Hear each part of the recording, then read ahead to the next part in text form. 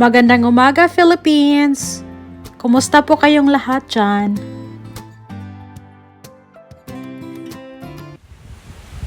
Oh, hey there! Hello! Welcome to my channel. This is Cess Travel Vlogs, live here in Negros Island. Magandang araw po sa lahat. On today's adventure, I'm going to show you around the most historical sites in Manila. I'm talking about Luneta Park. Before we will continue, I would like to thank you all for being here watching this video, and I hope you will learn something again today. I'm very happy and glad that you never stop supporting this channel. I am trying my best, so let's get started. Sit back, relax, and enjoy. Mabuhay, Philippines! Welcome to Luneta Park.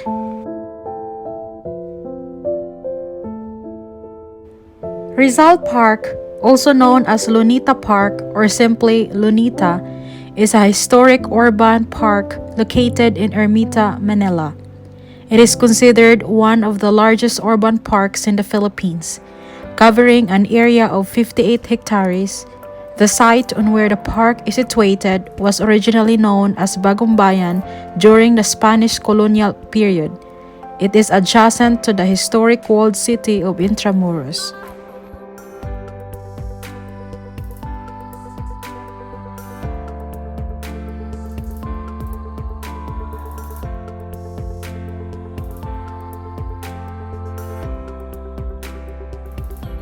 Why is Luneta Park famous? Why Rizal Park is called Luneta?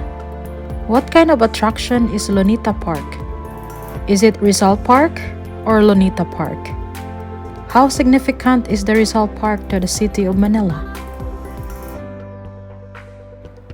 These are some questions that might be in your mind right now, so let's dive in.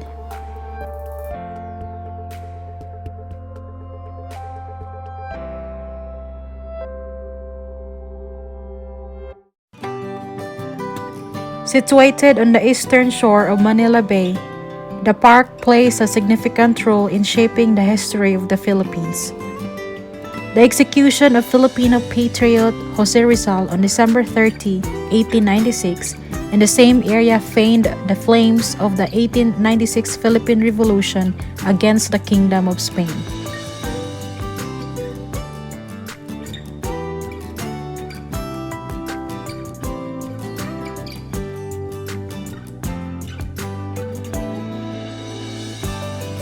The park was officially named in his honor, and the monument enshrining his remains serves as the park's symbolic focal point. The Declaration of Philippine Independence from the United States was held here on July 4, 1946, as well as later political rallies, including those of Ferdinand Marcos and Corazon Aquino, the latter having culminated in the EDSA Revolution in 1986.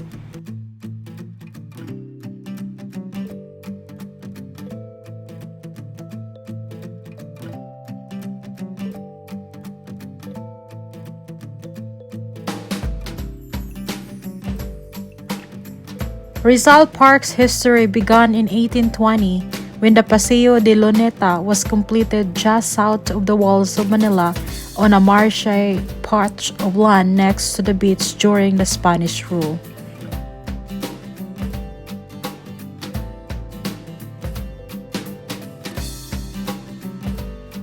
Prior to the park, the marshy land was the location of a small town called Nuevo Barrio, or New Town or Bagumbayan in Tagalog, that dates back to 1601.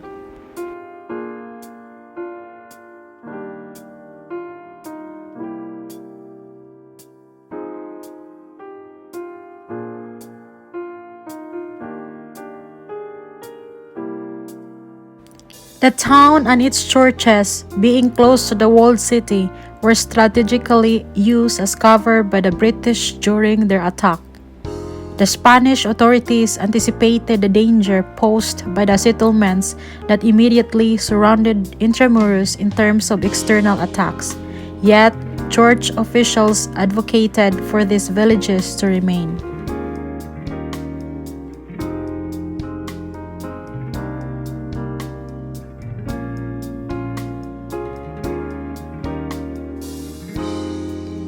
because of the part they played during the British invasion, they were cleared after the short rule of the British from 1762 to 1764.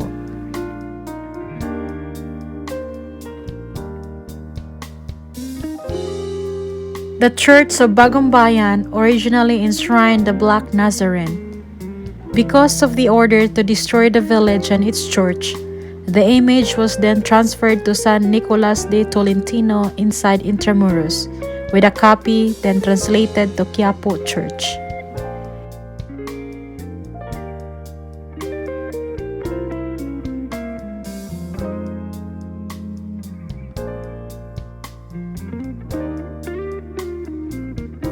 This has since been commemorated by the translation of the relic every January 9, which is more commonly known as the Feast of the Black Nazarene. This is why the processions of January 9 have begun there in the park beginning in 2007.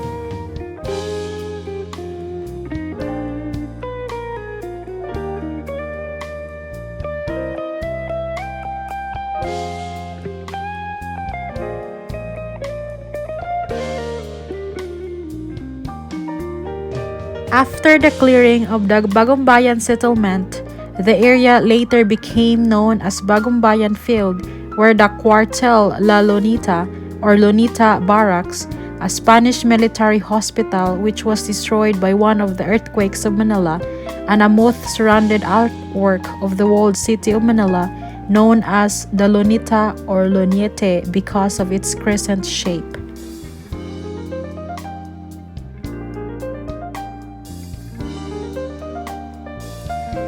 West of Bagumbayan Field was the Paseo de la Luneta or Plaza of the Lunete, named after the fortification, not because of the shape of the plaza, which was a long 100 by 300 meter or 330 feet by 980 feet rectangle ended by two semicircles.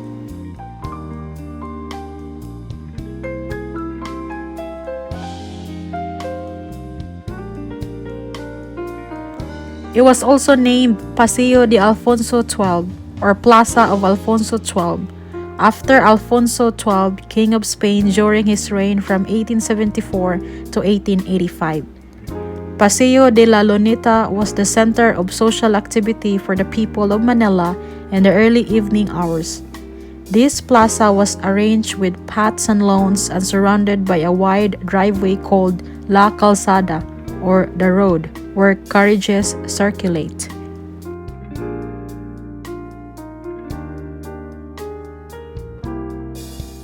During the Spanish period from 1823 to 1897, most especially in the latter part, the place became notorious for public executions. A total of 158 political enemies of Spain were executed in the park.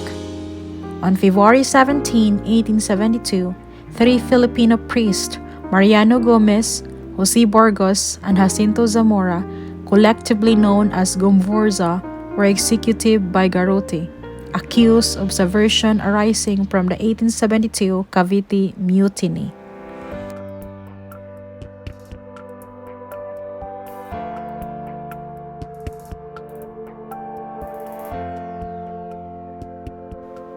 Rizal Park was renovated by the National Parks Development Committee in 2011. The German-Filipino William Shar, who built the old musical dancing fountain at 40 meter by 11 meter or 130 feet by 330 feet pole in the 1960s, handled its restoration.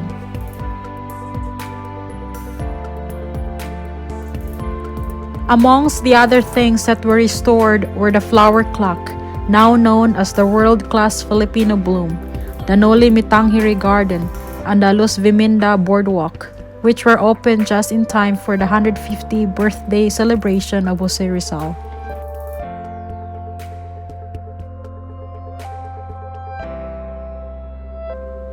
Due to the COVID-19 pandemic, Rizal Park was temporarily closed to the public in March 2020. The COVID-19 community quarantine measures allowed the NDPC to rehabilitate the park. Select sites within the park were later opened. The Manila COVID-19 Field Hospital was also built in the park's Burnham Green as a temporary facility.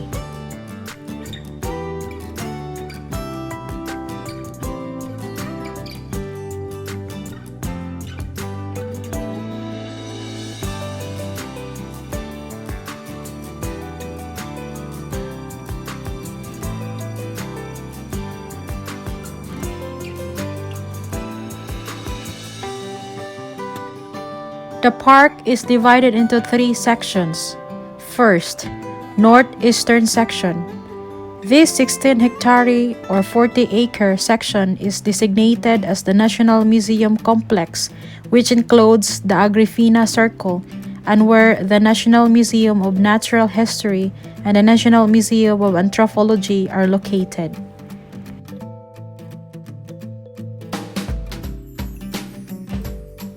Second, central section. Located south of Maria Urusa Street is the 22-hectare or 54-acre park proper that extends down up to the Rujas Boulevard. This is where the Rizal Monument and several attractions such as the open-air auditorium, Independence Flag Pool, Central Musical and Dancing Fountain are located.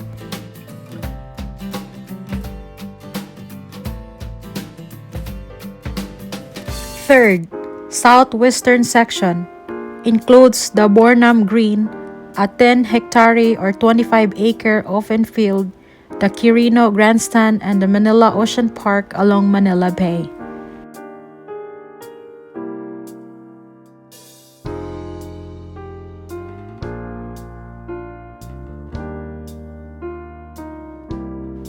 In August 1954, President Ramon Magsaysay created the Jose Rizal National Centennial Commission to organize and manage the celebrations for the centennial of Jose Rizal's birth.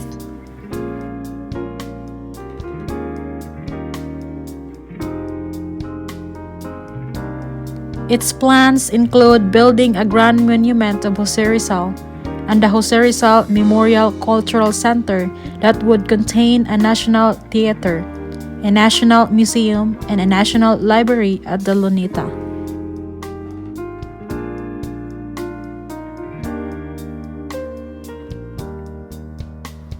The site was declared a national park on December 19, 1955, by virtue of Proclamation Number 234 signed by President Magsaysay.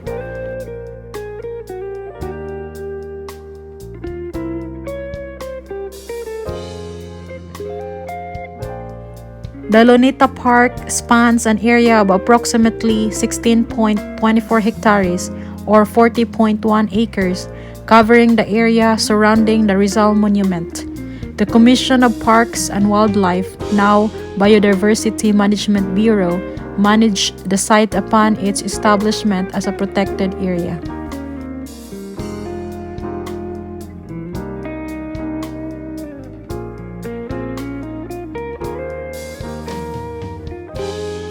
In 1957, President Carlos P. Garcia issued Proclamation Number 470, transferring the administration of the national park to the Jose Rizal National Centennial Commission.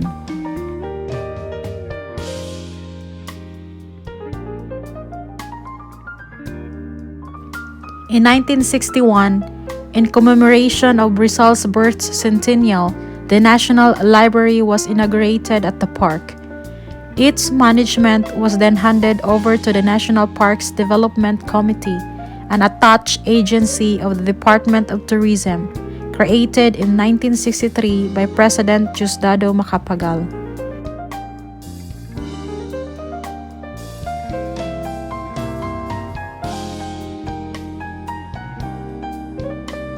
In 1967, the Luneta Park was renamed to Rizal Park with the signing of Proclamation Number 299 by President Ferdinand Marcos. Through donations by the Taiwanese and Japanese government, the Chinese and Japanese gardens were set up during Marcos' administration. The Rizal Park under NPDC Executive Director Teodoro Valencia was expanded. Valencia introduced the Concert at the Park event series during his management.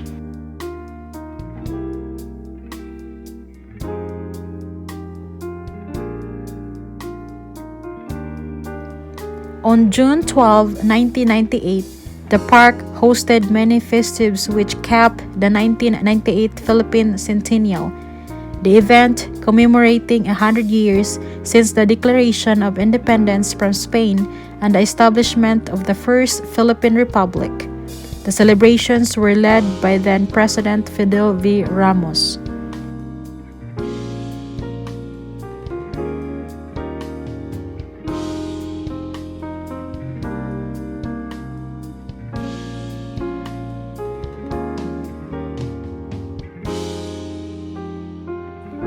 It was during the American colonial period in the Philippines when the Rizal Park's main landmark, the Rizal Monument, was built. On September 28, 1901, the United States Philippine Commission approved Act No. 243, which would erect a monument in Luneta to commemorate the memory of Jose Rizal, Filipino patriot, writer, and a poet.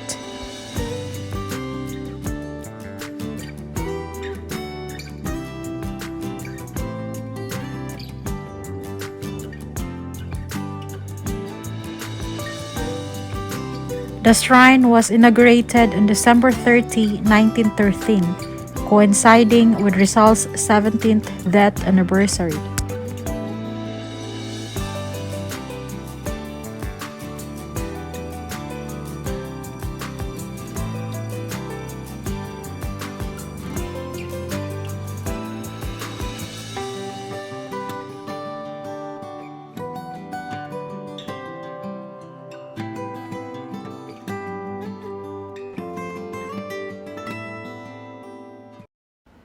The park, particularly the area that was then called Wallace Field, was also chosen as the site of a national government center by Daniel Burnham, architect and a city planner, who was commissioned by William Howard Taft to do the city plan of Manila in 1902.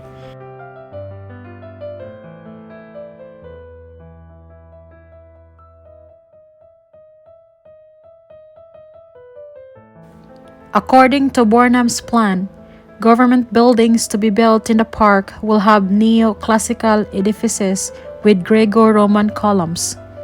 A large Capitol building, which was envisioned to be the Philippine version of the United States Capitol, was to become its core.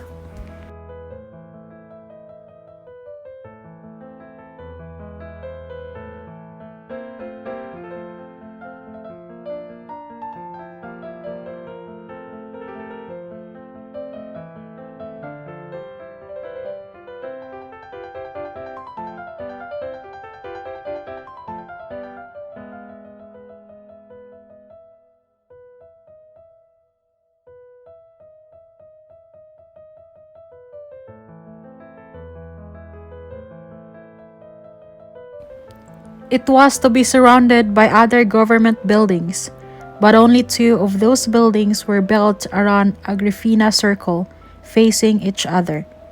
They are the Department of Agriculture, or now the National Museum of Anthropology, and the Department of Finance, later became the Department of Tourism and now the National Museum of Natural History.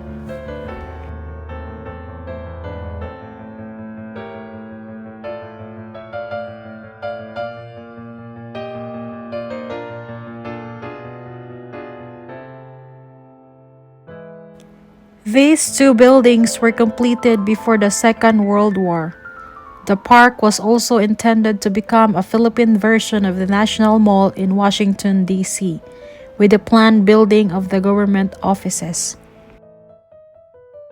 Japanese Garden is found in the middle section of Rizal Park or Luneta Park. It is built to promote friendship and tolerance between Japan and the Philippines. Inside can be found a lagoon and a bridge. It's nice to take a pleasant walk around the garden. Plenty of couples frequented the place for dating. Minimal entrance fee of 5 pesos is required to enter the garden.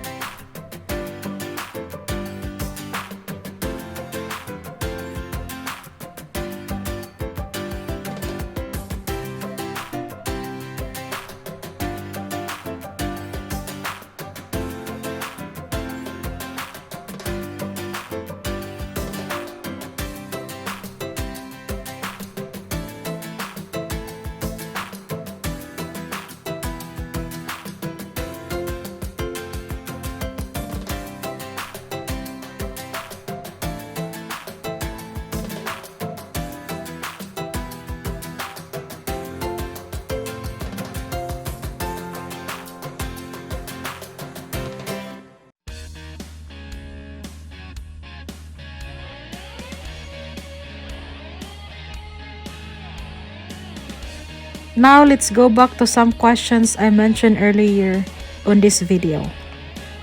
Why is Luneta Park famous? Here's the answer.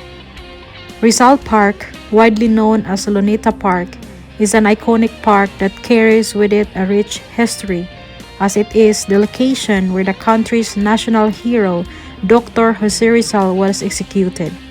The park was also formerly known as Bagumbayan during the Spanish occupation in the Philippines.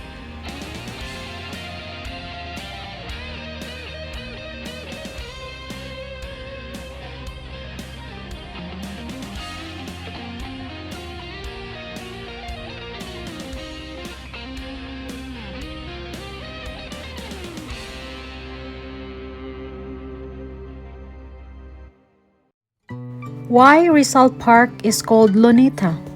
Here's the answer. Formerly called Luneta from the French word lunete, which means a crescent-shaped fort. It was the site of La Calzada, the social hub of Manila's elite. It was also used by the Spaniards as an execution ground for rebels and activists. Dr. Jose Rizal was executed in the Rizal Park on December 30, 1896.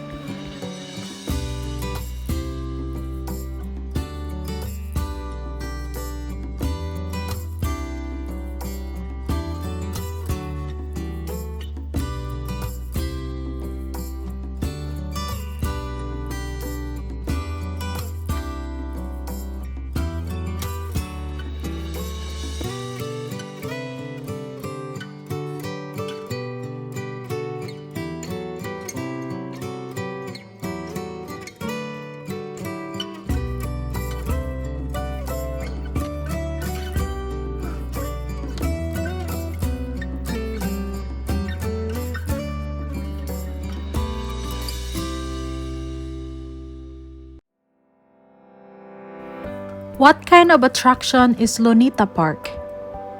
Historical urban park.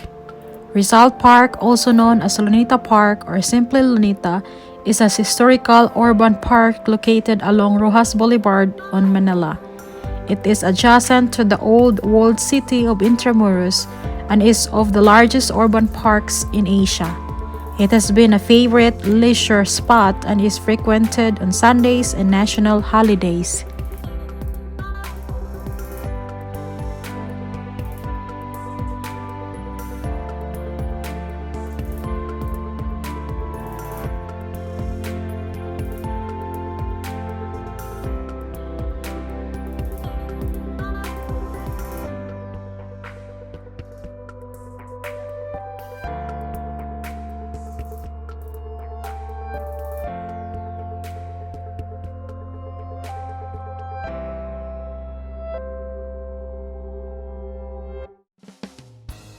Is it Rizal Park or Luneta Park? In 1967, the Luneta National Park was renamed to Rizal Park with the signing of Proclamation number 299 by President Ferdinand Marcos.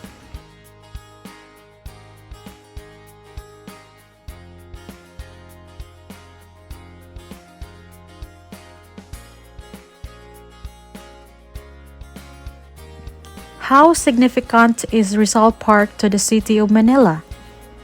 Moreover, Rizal Park is a very significant place to all Filipinos because this is where the national hero of the Philippines, Dr. Jose Rizal, and the three martyr priests named Mariano Gomez, Jose Burgos, and Jacinto Zamora, commonly known as Gomburza, were executed by the Spanish elite.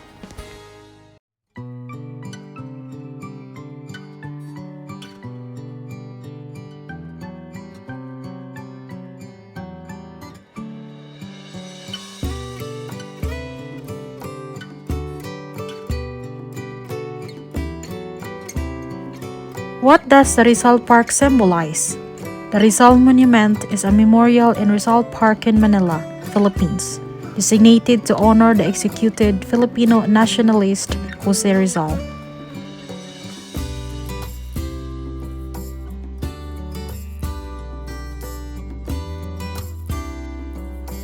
Is park a tourist attraction?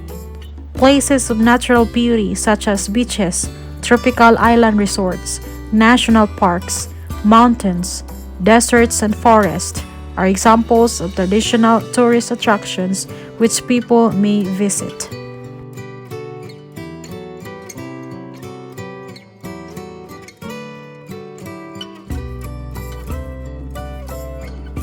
What is the description of Rizal Monument?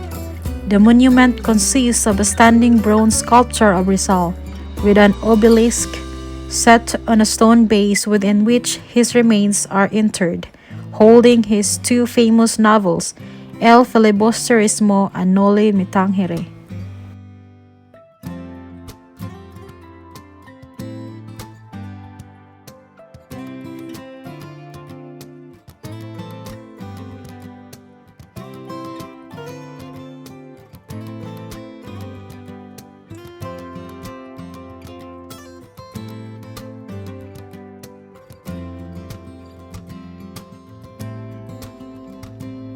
What is the biggest park in the Philippines?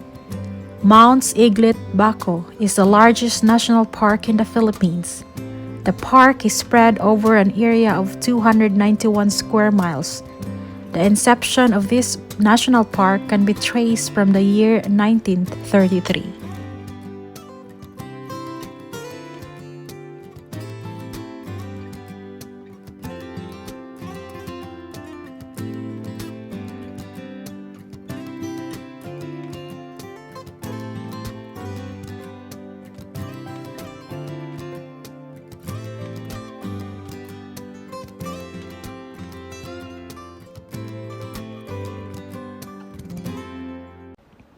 What is the historical background of Rizal Monument? Jose Rizal's monument at the Luneta Park in Manila. It was built in 1996 as the friendship between the Philippines and Spain broadened. It was inaugurated on December 5, 1996 to commemorate the 100th year of his death and was part of the celebration marking the centennial of the Philippine independence from Spain.